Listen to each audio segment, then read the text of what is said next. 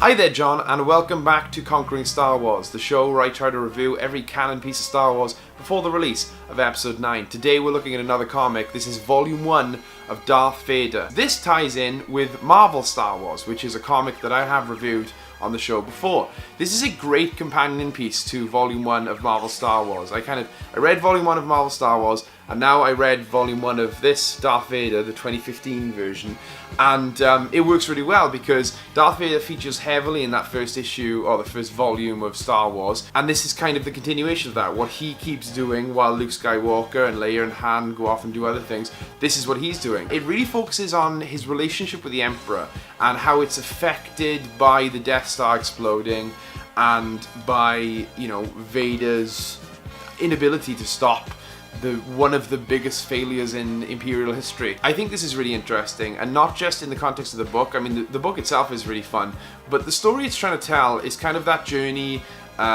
between A New Hope and Empire Strikes Back, where Vader becomes way more of a character.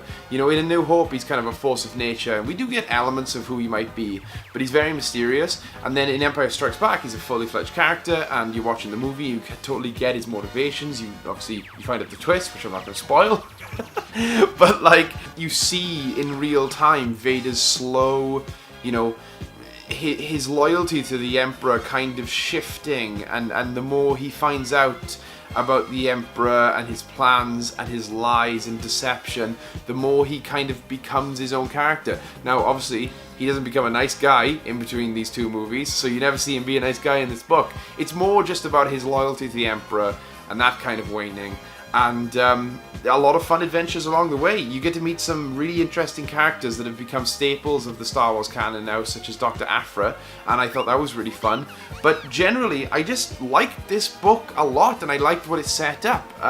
It was fun, it was enjoyable, the art was cool. I wasn't as struck by it as Marvel Star Wars Volume 1, but it's still really, really good book. Really enjoyed it, excited to see what happens next.